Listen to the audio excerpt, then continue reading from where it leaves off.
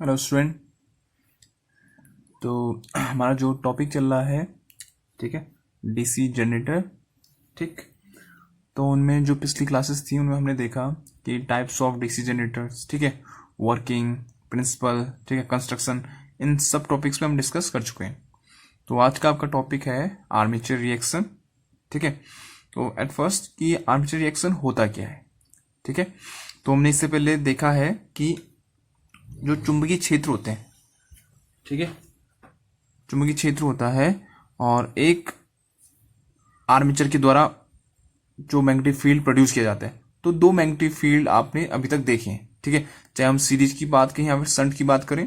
ठीक है, तो जो आपका आर्मेचर फ्लक्स है, ठीक है, क्योंकि जो जनरेटर होता है, जो डीसी जनरेटर की हमने बात की थी, उसमें क्या होता है आपका पोल, ठीक है, चुंबकीय पोल जो चुंबकीय क्षेत्र उत्पन्न करते हैं, मैग्नेटिक फील्ड जो उत्पन्न करते हैं। ठीक हो गया, तो इसको नॉर्थ पोल मान लो, इसको साउथ पोल मान लो। ठीक है, अब जो चुंबकीय क्षेत्र होता है या फिर मैग्नेटिक जो लाइन होती है वो नॉर्थ पोल से बाहर निकलती है हमेशा और आपका साउथ पोल से अंदर को जाती है।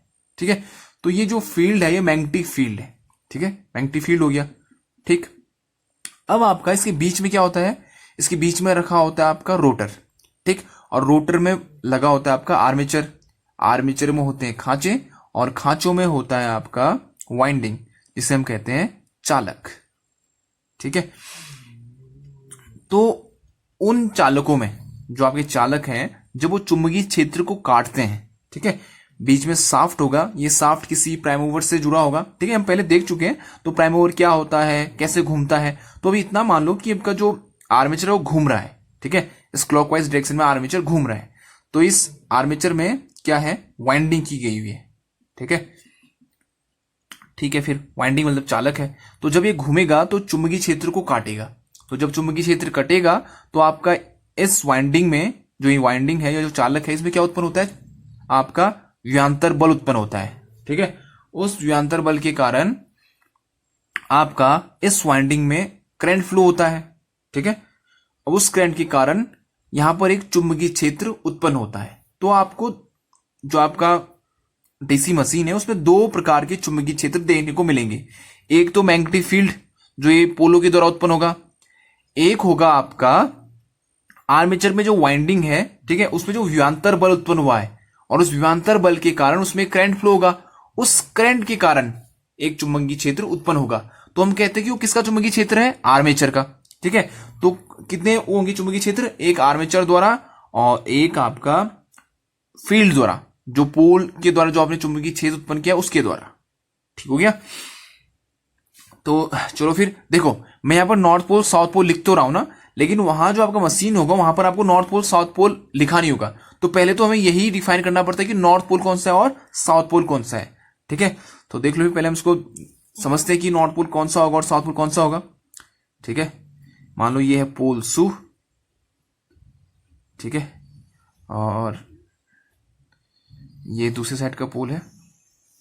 ठीक है, मान लो कि यहां से जो वायर है वो अंदर गया हुआ है। ठीक है, यहां से अंदर गया है और यहां से बाहर निकला हुआ है। ठीक है, यहां से तार ऐसे करके इधर को जो वाइंडिंग है ऐसे, देखो जो आप पोल बनाते हो ना वो भी वाइंडिंग लपेट के ही बनाए जाते हैं। ठीक है, ठीक है, तो यहां से जो वायर है अंदर गया हुआ है और यहां से जो वायर है वो बाहर निकला हुआ है। तो जहां से अंदर गया उसको मैंने क्या दिखाया, क्रॉस दिखाया हुआ है, और जहां से बाहर को आया हुआ है वो क्या है, आपका डॉट से दिखाया हुआ है। ठीक है, तो जो आपकी कॉइल है वो यहां से निकली हुई ना, ऐसे करते हुए इसमें, फिर यहां से अंदर, फिर यहां से निकला होगा, फिर इसमें, फिर ऐसे इसमें, तो ऐसे करके इसमें लपेटी की होगी। ठीक है, सेम यहां भी क्या होगा, डॉट डॉट डॉट डॉट, मतलब यहां से जो वायर है वो बाहर निकला होगा और यहां से जो क्रॉस कर रहा हूं इसका मतलब यहां से वायर अंदर को गया होगा।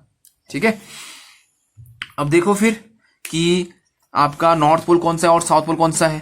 ठीक है, यहां भी हम समझते हैं कि यहां से क्या गया, अंदर।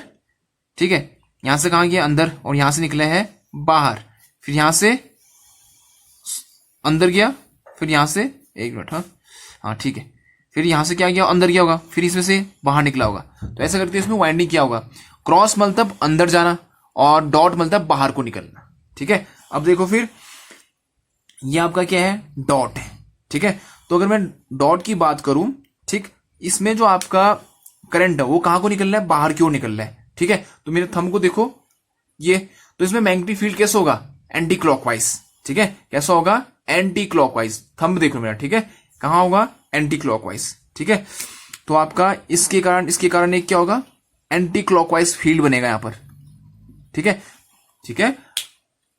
जो आपका थंब रूल होता है ना, तो हम थंब में क्या करते हैं कि थंब को करंट की डायरेक्शन में करते हैं, और जिस डायरेक्शन में आप देखो थंब लोगे और अपनी उंगलियों को बंद करोगे, तो जिस उंगली साइड आपका थंब बंद हो रहा होगा उस दिशा में आपका क्या होगा, आपका चुंबकीय क्षेत्र या फिर जो मैग्नेटिक लाइन उस दिशा में होंगी, ठीक है। तो ये देखो फिर यहां पर डॉट था, तो इसका मतलब करंट कहां आ रहा है, बाहर को आ रहा है, तो थंब मेरा कहां को हो गया, बाहर को हो गया। अब मैं उंगलियों को बंद कर रहा हूं, उंगलियों को बंद कर रहा हूं, तो ये देखो एंटी क्लॉकवाइज हो रही है, ठीक है, एंटी क्लॉकवाइज, ठीक है। तो इसलिए यहां पर डॉट है, यहां पर डॉट है, तो यहां पर क्या होगा, एंटी क्लॉकवाइज डायरेक्शन में मैग्नेटिक फील्ड रोटेट करेंगे, ठीक है। फिर नीचे क्या है, क्रॉस है, ठीक। अब क्रॉस में कैसे करते हैं, करंट अंदर को जा रहा है, ठीक है, तो मेरा थंब अंदर को, अब देखो फिर अपने पाम को या फिर बंद करो, ये क्लॉकवाइज हो रहा है, ठीक है। कैसा हो रहा है, क्लॉकवाइज। तो इसमें जो चुंबकीय फील्ड या फिर मैग्नेटिक फील्ड होगा वो कैसा होगा, क्लॉकवाइज होगा, ठीक है, ठीक है, क्लॉकवाइज यहां से, ठीक है। इसलिए आपका जो मैग्नेटिक फील्ड है इस डॉट के कारण एंटी क्लॉकवाइज, और नीचे वाले जो क्रॉस है उसके कारण क्लॉकवाइज, ठीक हो गया। अब देखो फिर इससे कैसे पता चलेगा नॉर्थ पोल कौन सा है, साउथ पोल कौन सा है। अब देखो यहां से जो चुंबकीय रेखाएं हैं ना वो कहां निकल रही है, बाहर को निकल रही है, और मैंने आपको बता रखा है कि चुंबकीय रेखाएं नॉर्थ पोल से बाहर निकलती है, तो ये क्या हो गया, नॉर्थ पोल हो गया। और कहां से अंदर जाती है, साउथ पोल से अंदर जाती है, तो ये क्या हो गया, साउथ पोल हो गया, ठीक है। तो ऐसे करके हम ये आइडेंटिफाई करते हैं कि कौन सा नॉर्थ पोल है और कौन सा साउथ पोल है, ठीक है। तो सबसे पहले आपको ये पता होना चाहिए, ठीक हो गया। तो आर्मेचर रिएक्शन होता क्या है, ठीक है। तो एक फील्ड तो ये है जो कौन क्रिएट कर रहा है, पोल, ठीक है। मैग्नेटिक फील्ड जो क्रिएट कर रहा है कौन कर रहा है, ये पोल, ठीक है। इन पोलों के द्वारा जो मैग्नेटिक फील्ड प्रोड्यूस हो रहा है, एक फील्ड तो ये हो गया, ठीक हो गया। अब एक फील्ड प्रोड्यूस करेगा आपका आर्मेचर, ठीक है। मान लो, चलो उसको दूसरी फिगर में देखते हैं, ठीक है, ठीक है। तो एक फील्ड तो आपका इन पोलों के द्वारा प्रोड्यूस किया गया, ठीक है। अब एक जो चुंबकीय छेद उत्पन्न करता है वो आर्मेचर करता है, ठीक है। तो अगर हम यहां पर देखें, मान लो ये आपका क्या है, आर्मेचर है, ठीक है। तो मैं इस आर्मेचर को हाफ कर ले रहा हूं, ठीक है। तो ये इसका एक्सिस है, ठीक है। तो यहां वालों को मैं देख रहा हूं कि ये क्या है, क्रॉस है, मतलब यहां से जो वाइंडिंग की हुई है ये क्या हुई है, अंदर को की हुई है, ठीक है। और इस साइड जो वाइंडिंग है यहां से बाहर निकला हुआ है, ठीक है। क्योंकि ना आप जितने बार अंदर जाएगा उतनी बार बाहर आएगा ना, ठीक है। अब आप लोग बोलोगे कि आपने इधर अंदर क्यों किया, इधर बाहर क्यों किया, तो आपकी मर्जी है, ठीक है। क्योंकि पेयर होंगे, ये तो जाहिर सी बात है कि जितने अंदर जाएगा उतना ही बाहर भी निकलेगा, ठीक है। तो कॉयल जितनी बार अंदर जाएगा उतनी बार बाहर भी निकलेगा। तो मैंने समझने के लिए, अच्छे से समझ सके हम इसकी वर्किंग को, तो उसके लिए मैंने क्या किया, एक एक्सिस ड्रॉ किया, उसके इधर साइड वाले में क्या किया, अंदर को डाला कॉयल, और यहां से कॉयल बाहर निकाला हुआ है, ठीक है। तो अब देखो फिर क्या होता है, अगर मैं इस साइड की बात करूं तो यहां पर क्या है, क्रॉस है, क्रॉस मतलब करंट का अंदर जाना, ठीक हो गया। तो अगर मैं थंब अंदर करता हूं, ये आपका थंब है, इसको मैं अंदर की ओर कर रहा हूं, तो आपका मैग्नेटिक फील्ड कैसा होगा, क्लॉकवाइज होगा, ठीक है। जो आपका ये, ठीक है, ये आपका थंब है, ठीक ठीक, ये देखो ये आपका थंब नीचे की ओर, ठीक है। तो आपका अगर मैं पाम बंद करूं अपनी उंगलियों को तो क्या हो रहा है, क्लॉकवाइज डायरेक्शन में, ठीक है। तो आप क्लॉकवाइज डायरेक्शन में देखो फिर, तो यहां पर जो फील्ड प्रोड्यूस होगा इन सभी क्रॉस के कारण एक फील्ड प्रोड्यूस होगा, ठीक है। तो ये फील्ड हो गया आपका कहां की ओर जा रहा है, क्लॉकवाइज, तो ये हो गया क्लॉकवाइज, ठीक है। तो ये क्लॉकवाइज डायरेक्शन में घूमते रहेगा, ठीक है। थोड़ा सा ऐसे कर लेते हैं, ठीक है। तो ये आपका जो फील्ड है वो क्लॉकवाइज ही मूव करेगा, ठीक है। अब यहां क्या है, डॉट है, तो डॉट में क्या होगा, मतलब करंट बाहर निकल रहा है, तो ये बाहर जो आपका अंगूठा है वो बाहर की ओर। अब अपने पाम को बंद करो तो कैसा है, एंटी क्लॉकवाइज, ठीक है। तो दूसरा फील्ड क्या हो गया, तो एक फील्ड ये भी हो गया, ठीक है। तो ये फील्ड किसके कारण है, ये फील्ड आर्मेचर के कारण, ठीक है। किसके कारण, आर्मेचर के कारण। ठीक है, तो इसको क्या कहेंगे हम, आर्मेचर फील्ड। ठीक है, आर्मेचर का चुंबकीय क्षेत्र। ठीक हो गया, आर्मेचर मैग्नेटिक फील्ड। और ये हो गया आपका मेन फील्ड। ठीक है, तो अब आर्मेचर रिएक्शन होता क्या है। ठीक है, देखो जो आपका डीसी मशीन होगा ना, उसमें ये दोनों फील्ड आपको दिखेंगे। ठीक है, एक आपका मेन जो चुंबक के द्वारा जो फील्ड प्रोड्यूस किया होगा, ठीक है, जिसे हम कहते हैं मैग्नेटिक फील्ड बाय मेन पोल, या फिर पोल के द्वारा जो चुंबकीय क्षेत्र उत्पन्न किया गया है, जिसे हम मेन चुंबकीय क्षेत्र भी कहते हैं। ठीक है, या फिर मेन पोल फ्लक्स भी कहते हैं। ठीक है, दूसरा है आपका आर्मेचर के द्वारा उत्पन्न किया गया चुंबकीय क्षेत्र। ठीक है, तो ये दो चुंबकीय क्षेत्र आपके सामने हो गए। अब आर्मेचर रिएक्शन होता क्या है, इस फ्लक्स का, आर्मेचर फ्लक्स का इस मेन पोल फ्लक्स पर जो प्रभाव पड़ता है उसी को कहते हैं हम आर्मेचर रिएक्शन। ठीक है, अब ऐसा तो नहीं कि दोनों अलग अलग होंगे, ये दोनों फील्ड आपको अपने डीसी जनरेटर में देखने को मिलेगा। ठीक है, तो इस आर्मेचर फ्लक्स का इस मेन फ्लक्स पर जो प्रभाव पड़ता है उसी को हम क्या कहते हैं, आर्मेचर रिएक्शन कहते हैं। ठीक हो गया, तो ये हो गया आपका आर्मेचर रिएक्शन। अब आर्मेचर रिएक्शन के कारण होता क्या है। ठीक है, तो इसके लिए हम केसेस लेंगे, अलग अलग केसेस, कि जब नो लोड होगा तब क्या होगा। ठीक है, ठीक, तो हम अलग अलग केसेस से हम इसको समझेंगे। बस अभी फिलहाल आप इतना समझो कि आर्मेचर रिएक्शन होता क्या है, कि आर्मेचर फ्लक्स का मेन फ्लक्स पर, फ्लक्स समझ लो ना, फ्लक्स मतलब चुंबकीय रेखाएं। ठीक है, मैग्नेटिक फील्ड जो ये है, ठीक है, तो आर्मेचर के मैग्नेटिक फील्ड का मेन पोल फील्ड पर जो प्रभाव पड़ता है उसी को हम क्या कहते हैं, आर्मेचर रिएक्शन कहते हैं। ठीक हो गया। चलो फिर अब देखते हैं हम केस के हिसाब से। ठीक है, ठीक, तो फर्स्ट अगर हम बात करें, ठीक है, फर्स्ट केस फर्स्ट,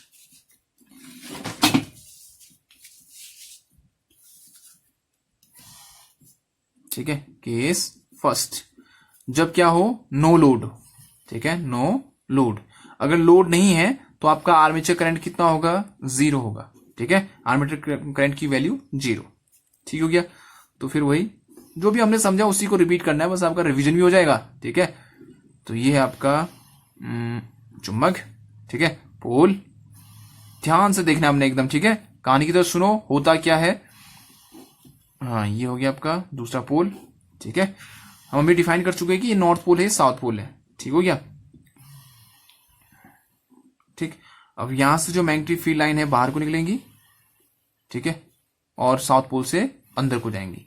ठीक हो गया, अब आपका बीच में क्या रखा हुआ है, आपका आर्मेचर रखा हुआ है। देखो मैं सॉफ्ट रोटर नहीं दिखा रहा हूं, सीधे ही आपको क्या दिखा रहा हूं, आर्मेचर दिखा रहा हूं। ठीक है, ठीक, तो आपने बस इतना समझना है ये क्या है, आर्मेचर है। और यहां पर क्या लगा हुआ है, कार्बन ब्रश लगा है। ठीक है, तो मैं अभी यहां पर एक एक्सिस खींचने वाला हूं। ठीक है, जो आर्मेचर को बीचों बीच काटेगा, तो इसको ये कहलाता है GNA। ठीक है, बहुत बार एग्जाम में फुल फॉर्म भी पूछ लेता है।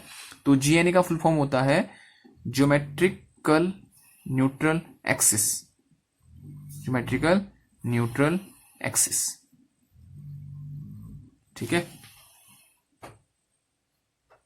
ठीक, तो जो आपके आर्मेचर को दो बराबर हिस्सों में काट दे। ठीक है, और जो वर्टिकल लाइन जो आर्मेचर को दो हिस्सों में बराबर काटे, उसे क्या कहते हैं, आपका ज्योमेट्रिकल न्यूट्रल एक्सिस। ठीक हो गया, अब जब आपका लोड नहीं लगा हुआ है, आर्मेचर करंट 0 है, तो इसी एक्सिस पर पाया जाता है आपका MNA। ठीक है, ठीक, चलो एक और ये हो गया कि चलो MNA से समझ में MNA होता कहां पर है। ठीक है, तो देखो, ये आपका कौन सा फील्ड है, मैग्नेटिक फील्ड है, मेन पोल मैग्नेटिक फील्ड। ठीक है, ये कौन सा है, मेन पोल मैग्नेटिक फील्ड है।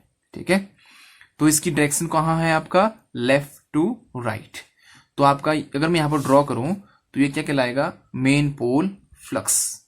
ठीक है, तो इसके परपेंडिकुलर पे जो आपका मेन पोल फ्लक्स है ना, मेन पोल, ठीक है, उसके परपेंडिकुलर पर आपका होता है MNA।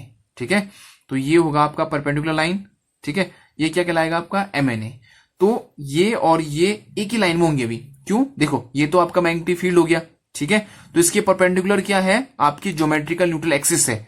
तो ये लाइन और MNA लाइन एक ही होंगी, कब, जब आपका लोड नहीं लगा होगा। ये बात ध्यान देना कि जब आपकी मशीन में कोई लोड नहीं है उस समय जो आपका एमएनए है और जीएनए है, एमएनए को कहते हैं मैग्नेटिक न्यूट्रल एक्सिस। ठीक है, देखो जीएनए होता क्या है, पहले जीएनए मतलब जो आपके आर्मेचर को वर्टिकल लाइन जो आपके आर्मेचर को दो बराबर हिस्सों में बांट दे। ठीक है, एमएनए क्या होता है, एमएनए होता है मैग्नेटिक न्यूट्रल एक्सिस। ठीक है, जहां पर आपका हम कार्बन ब्रश को रखते हैं। ठीक है, क्योंकि यहां पर ईएमएफ इंड्यूस नहीं होता है और जिसके कारण यहां पर स्पार्क नहीं होता है। ठीक है, तो एमएनए होता कहां पर है, एमएनए होता है मेन जो आपका फ्लक्स है, रिजल्टेंट फ्लक्स है जो। ठीक है, देखो यहां पर आपका रोटर का जो आर्मेचर का फ्लक्स तो है नहीं, तो एक ही फ्लक्स है यहां पर, कौन सा, मेन फ्लक्स, तो उसी को हम क्या ले लेंगे, रिजल्टेंट फ्लक्स ले लेंगे। ठीक है, क्योंकि दूसरा फ्लक्स तो है ही नहीं ना, तो एक ही फ्लक्स है तो रिजल्टेंट फ्लक्स भी यही हुआ। तो रिजल्टेंट फ्लक्स के परपेंडिकुलर 90 डिग्री पर जो लाइन होती है उसी लाइन को कहते हैं एमएनए, मैग्नेटिक न्यूट्रल एक्सिस। तो अभी जो ये परपेंडिकुलर लाइन है वो किस पे पड़ने वाली है, जीएनए पर, तो यही लाइन क्या कहलाएगी आपकी, एमएनएवी। ठीक है, तो नो लोड के केस पे जीएनए और एमएनए एक ही लाइन पे होते हैं। ठीक है, तो केस नंबर फर्स्ट, जब आपका लोड न लगा हो, आर्मेचर करंट जीरो हो। ठीक है, आर्मेचर करंट जीरो मतलब आपके आर्मेचर में कोई भी चुंबकीय क्षेत्र नहीं है, तो इसमें एक ही चुंबकीय क्षेत्र होगा, कौन सा वाला, मेन चुंबकीय क्षेत्र। इन पोलों के द्वारा जो चुंबकीय क्षेत्र उत्पन्न किया जाएगा वही, ठीक, सिर्फ वही, तो उसका रिजल्टेंट भी वही हो गया फिर। और इसकी डायरेक्शन कहां है, लेफ्ट टू राइट, तो मैंने इसको ड्रॉ कर दिया ये। अब इसके परपेंडिकुलर लाइन ये हो गया, तो ये क्या कहलाएगा, एमएनए। ठीक है, तो यहां पर देखो फिर ये लाइन आपका मेन फील्ड का और इसके परपेंडिकुलर लाइन ये, और यही लाइन क्या कहलाता है, जीएनए, और इसी लाइन को हम कहेंगे एमएनए। ठीक हो गया, तो ये हो गया आपका केस फर्स्ट। अब है आपका केस सेकेंड। ठीक है, केस सेकेंड में क्या लेता हूं मैं, फील्ड करंट को जीरो लेता हूं। ठीक है, फील्ड करंट को जीरो लेता हूं और आर्मेचर करंट को कुछ ना कुछ लूंगा, मतलब आर्मेचर करंट है अभी। ठीक है, फील्ड करंट जीरो लेने का मतलब आपका जो ये मेन फील्ड है उसकी वैल्यू क्या होगी, जीरो होगी, मतलब मेन फील्ड प्रोड्यूस नहीं हो रहा है। कहने का मतलब जो ये चुंबकीय रेखाएं हैं वो अभी नहीं होंगी। क्यों, क्योंकि मैंने जो फील्ड करंट है, फील्ड करंट मतलब जिसके कारण से ये चुंबक बनेगा ना। ठीक है, ये क्या बनेगा, मैग्नेट बनेगा, किसके कारण, फील्ड करंट के कारण। ठीक है, तो अभी मैंने उस वाइंडिंग में कोई करंट नहीं दिया है, जो इसमें वाइंडिंग लपेटी होंगी ना, इनमें, इन वाइंडिंग में मैंने कोई करंट नहीं दिया। करंट नहीं दिया तो ये चुंबक नहीं बनेंगे, चुंबक नहीं बनेंगे तो ये मैग्नेटिक लाइंस नहीं होंगी। ठीक है, तो मैंने यहां पर क्या किया है, फील्ड करंट को कितना कर दिया, जीरो कर दिया। ठीक है, तो फिर वही आपका ये हो गया चुंबकीय पोल, यहां भी आएगा चुंबकीय पोल। ठीक है, और ये है बीच में आपका आर्मेचर। ठीक हो गया। और मैंने इसको भी वही वर्टिकल लाइन जिसे हम कहेंगे जीएनए। ठीक, अब देखो फिर आर्मेचर करंट है ही। ठीक है, तो आर्मेचर करंट है तो मैं अब वाइंडिंग भी दिखाऊंगा। यहां पर से मान लो कि जो आपका आर्मेचर में चालक है यहां से क्या कर रखा है, अंदर गया हुआ है। ठीक है, यहां से क्या गया हुआ है, अंदर गया हुआ है। ठीक हो गया, और यहां से जो वाइंडिंग है वो बाहर निकली हुई है। ठीक हो गया, तो ठीक है, अब देखो कि इस वाइंडिंग में जो करंट है अंदर को गया हुआ है। ठीक है, तो वही आपका कौन सा, राइट हैंड रूल या फिर थंब रूल, जिसे हम थंब रूल कहते हैं। थंब को आप किसकी डायरेक्शन में करोगे, करंट की डायरेक्शन में। करंट कहां गया है, अंदर, तो आपका मैग्नेटिक फील्ड क्या होगा, क्लॉकवाइज। ठीक है, तो इन सभी के कारण ये जो क्रॉस क्रॉस है इनके कारण एक क्या होगा, मैग्नेटिक फील्ड प्रोड्यूस होगा, उसकी डायरेक्शन ऐसे होगी। ठीक है, ठीक, तो ये आपका क्या हो गया, मैग्नेटिक फील्ड जो क्या हो रहा है, क्लॉकवाइज दिशा में मूव कर रहा है। ठीक हो गया, और वैसे ही हम इधर डॉट है, डॉट मतलब करंट कहां निकल रहा है, बाहर निकल रहा है। ठीक है, करंट बाहर, तो आपका पाम को बंद करो तो कैसे बंद हो रहा है, एंटी क्लॉक डायरेक्शन में, तो आपका मैग्नेटिक फील्ड प्रोड्यूस होगा यहां पर, उसकी डायरेक्शन क्या होगी, एंटी क्लॉकवाइज। ठीक है, ठीक हो गया, तो आपके दो फील्ड, केस फर्स्ट और केस सेकंड।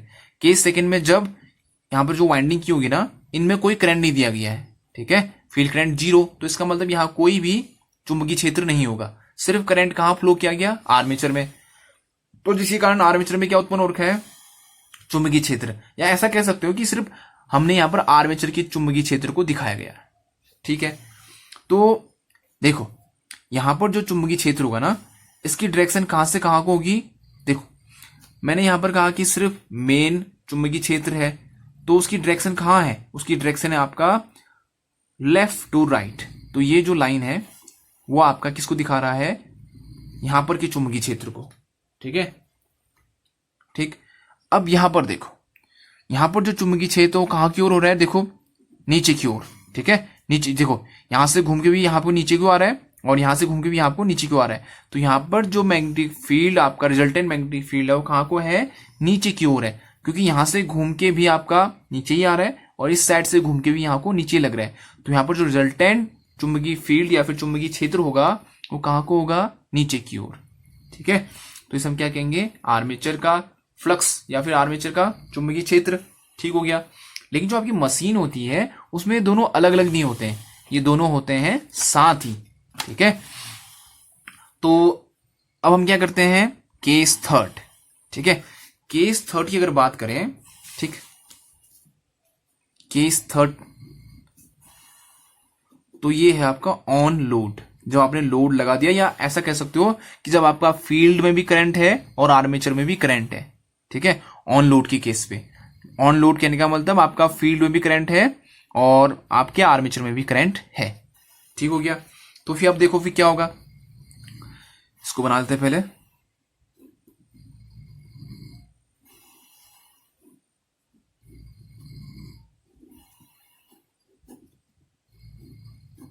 ठीक है, ये आपका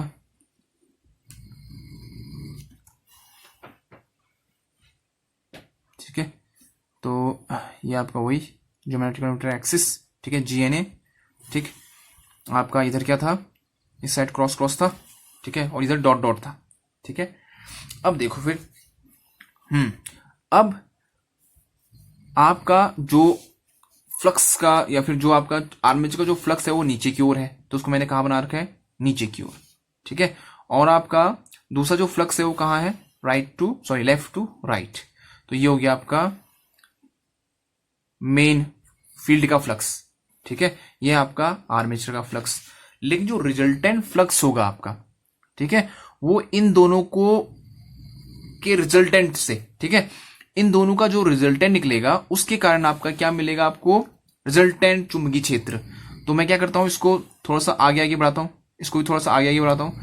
तो ये जो पॉइंट है ये आपका कहलाएगा रिजल्टेंट चुंबकीय क्षेत्र, ठीक है। तो जो आपका जनरेटर है उसमें ये चुंबकीय क्षेत्र कार्य करेगा, ठीक है। देखो दो चुंबकीय क्षेत्र है, अब ऐसा तो नहीं कि दोनों के दोनों काम करेंगे, तो इन दोनों के कारण जो रिजल्टेंट चुंबकीय क्षेत्र आएगा वो आपके डीसी जनरेटर में काम करता है, ठीक हो गया। अब देखो फिर इस लाइन को मैं अगर यहां पर ड्रॉ करूं तो ये लाइन ये कहलाएगा, ठीक है, ये लाइन, ठीक, ये हो गया। अब ध्यान से देखो ये लाइन जो है ना, मैं यहां पर हल्का सा आपको समझाने के लिए ड्रॉ कर रहा हूं, ठीक है, ये क्योंकि एक आपका चुंबकीय क्षेत्र यहां को था और एक डाउन की ओर था, तो दोनों के रिजल्टेंट के कारण चुंबकीय क्षेत्र क्या हो गया, अब इस दिशा में हो गया। तो मैंने इसी लाइन को यहां पर ड्रॉ कर दिया ये, ठीक है। अब जो आपका MNA होता है वो होता है रिजल्टेंट चुंबकीय क्षेत्र के परपेंडिकुलर। तो ये आपका क्या है, रिजल्टेंट चुंबकीय क्षेत्र, इसके परपेंडिकुलर लाइन ड्रॉ कर दिया ये, ठीक है, ये आपका, ठीक, इस रिजल्टेंट चुंबकीय क्षेत्र के 90 डिग्री पर ये वाली लाइन होगी और ये क्या कहलाएगा, ये कहलाएगा आपका MNA, ठीक है। तो आपका देखो एक चुंबकीय क्षेत्र ये था मेन फील्ड के कारण और एक चुंबकीय क्षेत्र आपका डाउनवर्ड था आर्मेचर का चुंबकीय क्षेत्र, ठीक है। तो ये क्या हो गया आपका, इन दोनों के रिजल्टेंट के कारण आपका जो चुंबकीय क्षेत्र है वो इधर आ गया है, ठीक है। इस चुंबकीय क्षेत्र के कारण इसने इस पे प्रभाव किया, ठीक है, इसके इफेक्ट के कारण आपका चुंबकीय क्षेत्र सीधे जाने की वजह नीचे को आ गया है, तो इसे कहते हैं क्रॉस मैग्नेटाइज, ठीक है। आपका चुंबकीय क्षेत्र लेफ्ट टू राइट जा रहा था, लेकिन जो आपका आर्मेचर का चुंबकीय क्षेत्र है उसने उसको नीचे की ओर ला दिया। ठीक है, तो इसे कहते हैं आपका क्रॉस मैग्नेटाइज। ठीक, अब इसका प्रभाव क्या हो रहा, फिर क्रॉस मैग्नेटाइज के कारण आपका जो एमएनए, ठीक है, एमएनए पहले कहां पर था, एमएनए पहले था यहां पर, ठीक है, जीएनए के साथ था नहीं, तो लेकिन क्रॉस मैग्नेटाइज के कारण आपका जो एमएनए यहां से कहां खिसक गया, आगे खिसक गया। ठीक है, ठीक, अब इससे होगा क्या, देखो हम जो अपना ब्रश, कार्बन ब्रश होता है उसको कहां पर रखते हैं, एमएनए पर रखते हैं, हमने यहां पर रखा है। ठीक है, कार्बन ब्रश यहां पर रखा था क्योंकि एमएनए यहां पर था, लेकिन क्रॉस मैग्नेटाइजेशन के कारण आपका एमएनए खिसक गया, तो लेकिन ब्रश तो यहीं पर रहेगा ना, तो एमएनए यहां चले गया, ब्रश यहीं रह गया, तो जब आपका आउटपुट मिलेगा तो क्या होगा, स्पार्क प्रोड्यूस होगा फिर। ठीक है, क्योंकि एमएनए खिसक गया है। ठीक, हम एमएनए में इसलिए रखते हैं कार्बन ब्रश को ताकि स्पार्क कम हो, लेकिन एमएनए तो यहां खिसक गया, कार्बन ब्रश यहीं रह गया, तो इसलिए यहां पर क्या होगा, स्पार्क प्रोड्यूस होगा। ठीक है, तो क्रॉस मैग्नेटाइजेशन की,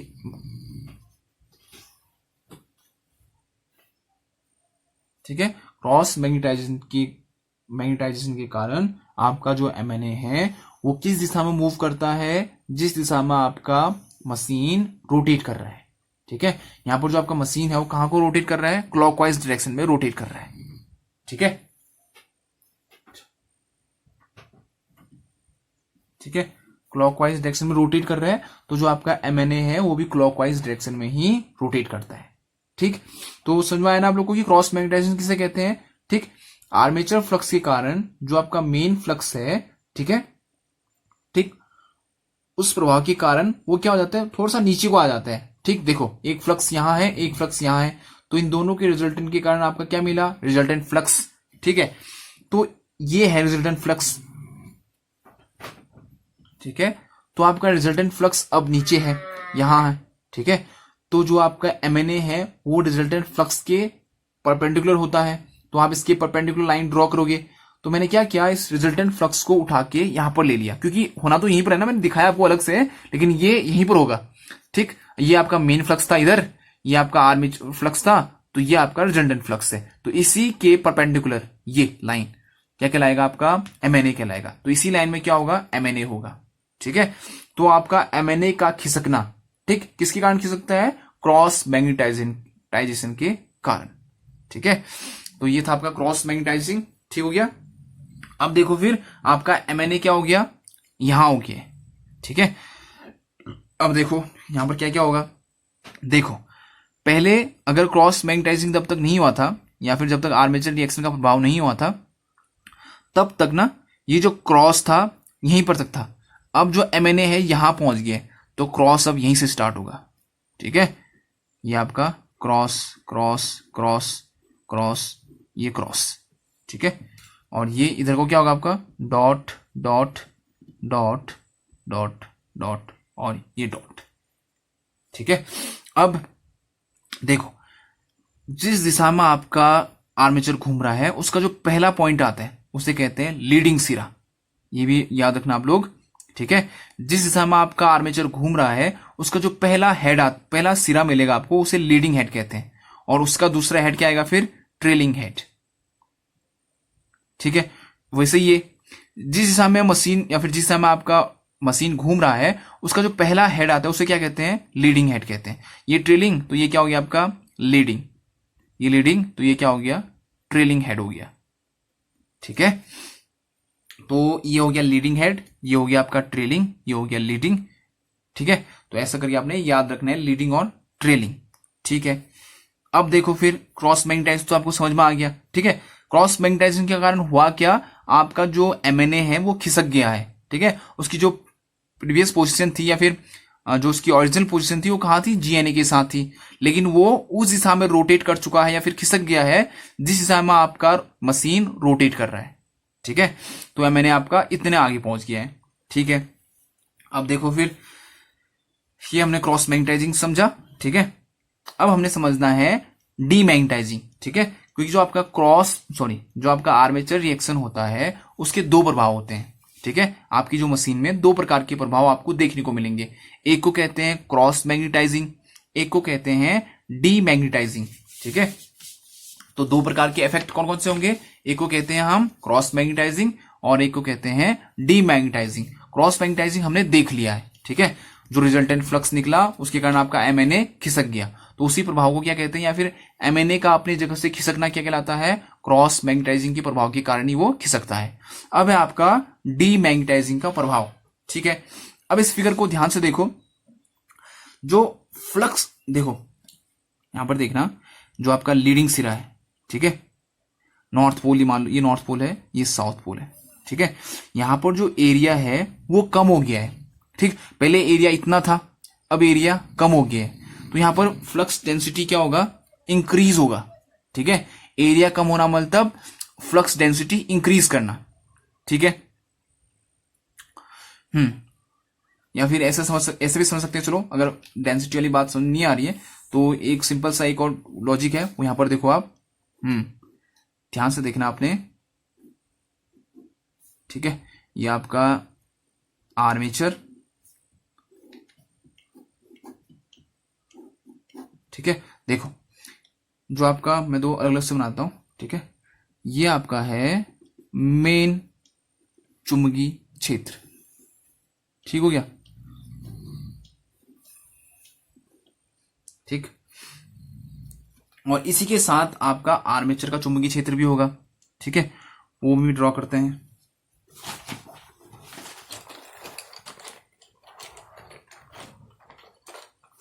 ठीक है। वो चुंबकीय क्षेत्र कैसा है, ये,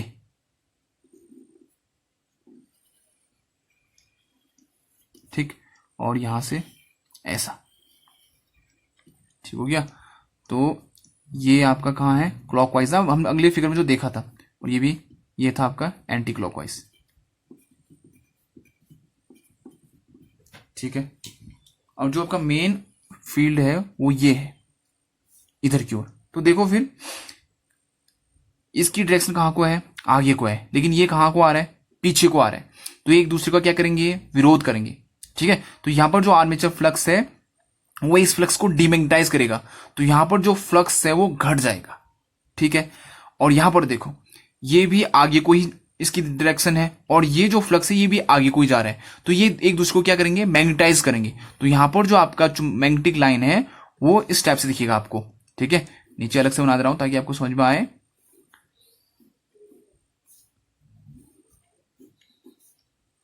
ठीक है। तो यहां पर आपका जो मैग्नेटिक फील्ड है वो क्या हो जाएगा, कम हो जाएगा, ठीक, ठीक है। तो यहां पर क्या होगा, मैग्नेटिक फील्ड ज्यादा हो जाएगा, ठीक। क्यों ज्यादा हो जाएगा, ठीक है, क्योंकि देखो जो आपका आर्मेचर के कारण जो चुंबकीय रेखाएं हैं वो भी आगे को है, और जो आपका मेन मैग्नेटिक फील्ड है वो भी आगे को है, तो यहां पर हल्का सा मैग्नेटिक फील्ड ऊपर को उठता है, क्योंकि एक दूसरे को सपोर्ट कर रहे हैं, ठीक है, ठीक हो गया, ठीक है। फिर आपका यहां पर हल्का सा नीचे होगा, क्योंकि यहां पर क्या आता है, ये लाइन, ठीक है। फिर अब यहां देखो, यहां तो ऊपर होगा, लेकिन इस यहां पर देखो चुंबकीय रेखाएं कहां को जा रही है, आगे की ओर जा रही है, लेकिन यहां पर जो मैग्नेटिक लाइंस है वो पीछे को आ रही है, तो ये एक दूसरे का क्या करेंगे, अपोज करेंगे। देखो जो आर्मेचर का चुंबकीय क्षेत्र है वो ऊपर इधर की ओर है, देखो ना, इधर की ओर, राइट से लेफ्ट की ओर, लेकिन जो आपका मेन चुंबकीय क्षेत्र है वो कहां है, आपका लेफ्ट टू राइट, तो एक दूसरे को क्या करेंगे, अपोज करेंगे, तो यहां पर चुंबकीय रेखाएं जो होती है घट जाती है, ठीक है। अब नीचे देखो, ठीक है, ऐसे करके लाइन आते रहेंगे, ठीक, इस टाइप से। अब यहां पर देखो ये आगे को जा रहे हैं, ठीक है, और ये भी जो लाइन है वो भी आगे को ही जा रहा है, ठीक है, आगे को ही और जा रहे हैं, तो यहां पर एक दूसरे को सपोर्ट करते हैं, तो यहां पर भी जो चुंबकीय रेखाएं हैं उनका ग्राफ हल्का सा बाहर की ओर हो जाता है इस टाइप से, ठीक है, ठीक। तो ये जो ग्राफ दिखा रहा है आपका ना, कि जो आपका कौन सा एंड था, ट्रेलिंग एंड था, ट्रेलिंग एंड पर जो आपका आर्मेचर का मैग्नेटिक फील्ड था वो मेन फील्ड को सपोर्ट करता है, तो ये हल्का सा यहां पर ऊपर की ओर हो जाता है, रिजल्टेंट मैग्नेटिक फील्ड, ठीक है। और जो आपका साउथ पोल का ट्रेलिंग एंड था, जो साउथ पोल था उसका जो ट्रेलिंग एंड था यहां पर भी सपोर्ट करता है, ठीक है, तो यहां पर भी हल्का सा ऊपर उठ जाता है, ठीक है। लेकिन जो साउथ पोल का लीडिंग एज था और नॉर्थ पोल का लीडिंग एज था, यहां पर ये एक जो मेन फ्लक्स और जो आर्मेचर फ्लक्स है वो एक दूसरे का क्या करते हैं, अपोज करते हैं, तो यहां पर क्या हो जाता है, ग्राफ इस टाइप का आपको दिखेगा।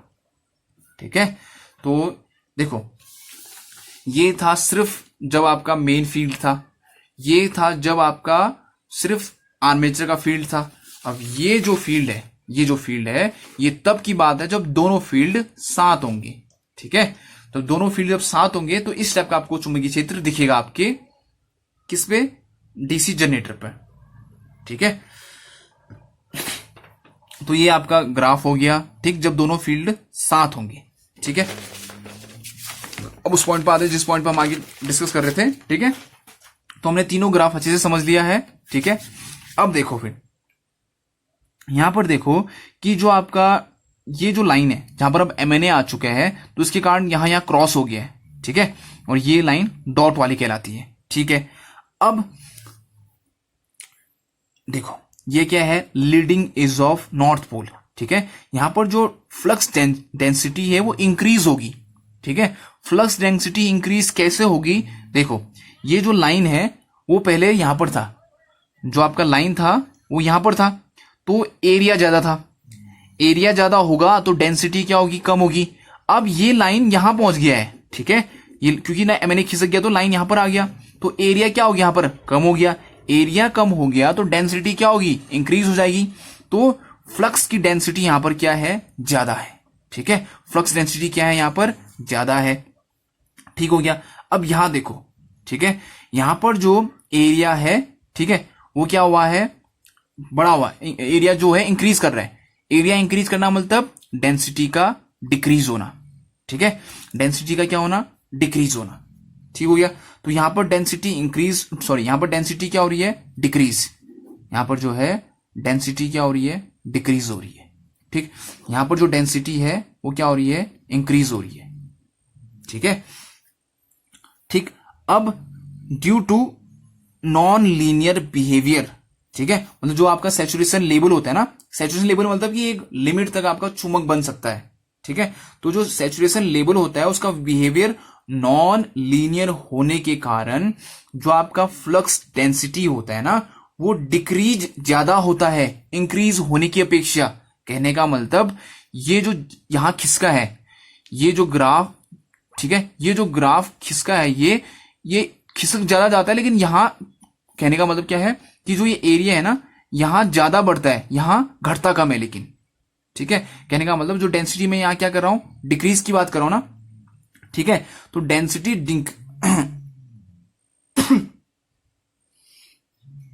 ठीक है, तो ये जो डेंसिटी डिक्रीज हुई है, ठीक है, यहां पर ध्यान से देखो, डेंसिटी जो डिक्रीज हो रही है वो मोर होती है, मोर। ठीक, यहां पर जो डेंसिटी इंक्रीज हुई है उसकी अपेक्षा। ठीक है, तो ये बात ध्यान रखना है आपने कि मैं कह रहा हूं कि यहां पर एरिया क्या हुआ, एरिया यहां पर कम हुआ, एरिया कम होने से यहां पर क्या हुआ, डेंसिटी इंक्रीज हुई है। ठीक है, लेकिन यहां पर एरिया बड़ा है जिसके कारण डेंसिटी क्या हुई, डिक्रीज हुई है। लेकिन डेंसिटी डिक्रीज ज्यादा होता है, ठीक है, इंक्रीज होने की अपेक्षा। तो उससे क्या होता है, आपका जो मैग्नेटिक फील्ड है, ठीक है, जो चुंबकीय क्षेत्र है उसमें कमी आती है, डीमैग्नेटाइज होता है। ठीक है, तो इसी प्रभाव को क्या कहते हैं, डीमैग्नेटाइजिंग प्रभाव कहते हैं। ठीक है, तो ध्यान से सुनो फिर देखो, आपका सबसे जो फर्स्ट था ये था मेन चुंबकीय क्षेत्र। ठीक है, ये था आर्मेचर का चुंबकीय क्षेत्र। इन दोनों के रिजल्टेंट के कारण आपका रिजल्टेंट जो चुंबकीय क्षेत्र इस लाइन पर आया, इस लाइन पे आना मतलब क्रॉस मैग्नेटाइजिंग। ठीक है, मेन चुंबकीय क्षेत्र का अपनी जगह से खिसक के उस दिशा में जाना जिस दिशा में आपका मशीन घूम रहा है वो क्या कहलाता है, आपका क्रॉस मैग्नेटाइजिंग। देखो ना, पहले चुंबकीय क्षेत्र यहां था, अब ये नीचे की ओर हो गया है, तो इसे क्या कहेंगे, क्रॉस मैग्नेटाइजिंग। ठीक हो गया, क्रॉस मैग्नेटाइजिंग के कारण आपका क्या हुआ, एमएनए अपनी जगह से खिसका, एमएनए अपनी जगह से मूव हुआ। एमएनए मूव हो गया तो जो डेंसिटी में क्या आया, फेरबदल हुआ। यहां डेंसिटी क्या हुई, इंक्रीज हुई, यहां डेंसिटी डिक्रीज हुई, लेकिन डेंसिटी डिक्रीज ज्यादा हुई है। ठीक है, किसकी अपेक्षा, यहां पर डेंसिटी इंक्रीज होने की अपेक्षा। तो डेंसिटी अगर कम हुआ है तो जो आपका चुंबकीय क्षेत्र है, ठीक है, जो चुंबकीय क्षेत्र है वो कम होगा। चुंबकीय क्षेत्र कम होगा तो आपका ईएमएफ कम प्रोड्यूस होगा। ठीक है, तो इस इफेक्ट को, चुंबकीय क्षेत्र के कम होने के इफेक्ट को क्या कहते हैं, डीमैग्नेटाइजिंग प्रभाव। ठीक है, डीमैग्नेटाइजिंग इफेक्ट। ठीक हो गया, अब ऐसा क्यों होता है कि डेंसिटी यहां पर ज्यादा डिक्रीज इसलिए होती है क्योंकि नॉन लीनियर बिहेवियर होता है। ठीक है, जो सैचुरेशन लेवल होता है आपका, ठीक है, सैचुरेशन लेवल मतलब कि एक जो आपका मैग्नेट है या फिर कोई कॉइल है उसको किस लिमिट तक आप उसको चुंबक बना सकते हो, उसे कहते हैं सैचुरेशन लेवल। उसका बिहेवियर होता है नॉन लीनियर। तो नॉन लीनियर बिहेवियर होने के कारण जो डेंसिटी होती है यहां डिक्रीज ज्यादा हो जाती है और यहां पर जो डेंसिटी इंक्रीज कम होती है। तो डेंसिटी डिक्रीज ज्यादा हुई है, ठीक है, तो जो आपका मैग्नेटिक फील्ड है वो घट जाएगा। मैग्नेटिक फील्ड का घटना मतलब डीमैग्नेटाइजिंग। ठीक है, तो ये दो प्रभाव हो गए आपके क्रॉस मैग्नेटाइजिंग और डीमैग्नेटाइजिंग प्रभाव। ठीक है, अब इन दोनों प्रभाव को दूर कैसे करते हैं फिर? ठीक है, ठीक, क्योंकि दोनों तो है, हानि ही है। ठीक है, तो क्रॉस मैग्नेटाइजिंग प्रभाव को कम करने के लिए हम एमएनए को जीएनए या फिर जो आपका जीएनए है उसको कहां पर लाते हैं? एमएनए के नजदीक। कहने का मतलब आपका जो ब्रश है हम उठा के कहां पर रखेंगे? एमएनए पे रखते हैं। ठीक है, हम क्रॉस आर्म से अपने जो कार्बन ब्रश है उसको उठा के कहां पर रखते हैं? जहां पर आपका एमएनए है। ठीक है, तो क्रॉस मैग्नेटाइजिंग का प्रभाव फिर खत्म हो जाता है। ठीक हो गया। दूसरा है डीमैग्नेटाइजिंग प्रभाव। ठीक है, तो डीमैग्नेटाइजिंग प्रभाव को खत्म करने के लिए हम फील्ड वाइंडिंग के सीरीज में, ध्यान से देखो, क्या यूज करते हैं? Compensating winding. क्या यूज करते हैं? Compensating winding. ठीक है, छोटे छोटे पॉइंट है वो याद रखने आपने। देखो, दो प्रभाव थे, क्रॉस मैग्नेटाइजिंग और डीमैग्नेटाइजिंग। क्रॉस मैग्नेटाइजिंग प्रभाव को दूर करने के लिए हम क्या करेंगे? कार्बन ब्रश को उठा करके कहां रखेंगे? नए एमएनए पर। ठीक हो गया। अब आता है डीमैग्नेटाइजिंग प्रभाव। डीमैग्नेटाइजिंग प्रभाव खत्म करने के लिए हम क्या यूज करते हैं? Compensating winding. और ये वाइंडिंग लगती है सीरीज में, किसके? फील्ड वाइंडिंग के। ठीक है, फील्ड वाइंडिंग के सीरीज में हम इसको यूज करते हैं। मान लो ये आपका आर्मेचर का ये संट वाली वाइंडिंग है, ये आपका, ठीक, आर्मेचर है, तो इसकी सीरीज में, आर्मेचर की सीरीज में क्या लगेगा? वही कंपनसेटिंग वाइंडिंग लगेगा। और इसी की सीरीज में क्या होता है? सीरीज फील्ड वाइंडिंग होती है। ठीक है, तो ध्यान से देखो फिर, ये आपका क्या था? आर्मेचर था। ठीक है, आर्मेचर के सीरीज में हम क्या लगाएंगे? आपका कंपनसेटिंग वाइंडिंग। कंपनसेटिंग वाइंडिंग किसके सीरीज में? आर्मेचर के सीरीज में। और किसकी सीरीज में? जो फील्ड वाइंडिंग होती है। ठीक है, और ये क्या है? संट वाइंडिंग है। तो अगर आपसे पूछा जाएगा कि कंपनसेटिंग वाइंडिंग कहां लगता है, तो कंपनसेटिंग वाइंडिंग लगता है फील्ड वाइंडिंग और आर्मेचर के सीरीज में लगता है। ठीक है, फील्ड वाइंडिंग और आपका जो आर्मेचर है उसके सीरीज में लगेगा आपका कंपनसेटिंग वाइंडिंग। ठीक है, तो इसमें जो चुंबकीय छेद उत्पन्न होता है वो किसके विपरीत होता है? या ऐसा कह सकते हो कि जो आर्मेचर का करंट है, ठीक है, इसके, देखो ये आपका संट वाइंडिंग, ठीक है, तो इसमें जो आर्मेचर करंट है वो इसके अपोजिट होता है। ठीक है, तो इसमें जो चुंबकीय क्षेत्र उत्पन्न होगा, इसमें जो चुंबकीय क्षेत्र उत्पन्न होगा वो एक दूसरे का विरोध करेंगे।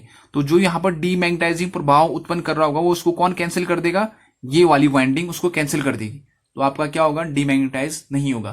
तो बस आपने ये याद रखना है कि कंपनसेटिंग वाइंडिंग लगती कहां पर है? आर्मेचर की सीरीज में। और किसकी सीरीज में? जो आपकी फील्ड वाइंडिंग होती है। ठीक है, तो हम आर्मेचर वाइंडिंग यहां पर आप कनेक्ट करोगे। ठीक हो गया। ठीक, हाँ, तो ये था आपका कि कंपनसेटिंग वाइंडिंग कैसे कनेक्ट करते हैं और कहां पर कनेक्ट करते हैं। ठीक है, ठीक, तो ये भी बता दिया मैंने कि इसके यहां पर कनेक्ट करने के कारण क्या होगा कि इसके द्वारा जो फ्लक्स उत्पन्न होगा ना, वो इसके द्वारा जो उत्पन्न हुआ है फ्लक्स उसको क्या कर देगा? न्यूट्रलाइज कर देगा। ठीक है, मतलब जिसके कारण आपका क्या हो रहा है? डीमैग्नेटाइजिंग प्रभाव उत्पन्न हो रहा है, उस फ्लक्स को ये क्या कर देगा? न्यूट्रलाइज कर देगा। ठीक है, बस आपको एग्जाम यही पूछेगा कि आपका जो कंपनसेटिंग वाइंडिंग होती है वो लगती कहां पर है? तो वो लगता है आपका सीरीज में। सीरीज में किसके? फील्ड वाइंडिंग के। In series with field winding, मतलब फील्ड वाइंडिंग के सीरीज में लगेगा आपका कंपनसेटिंग वाइंडिंग। ठीक है, ओके स्टूडेंट, तो ये था आपका आर्मेचर रिएक्शन। तो नेक्स्ट टॉपिक हम कल देखेंगे कम्यूटेशन। ठीक है, ओके स्टूडेंट।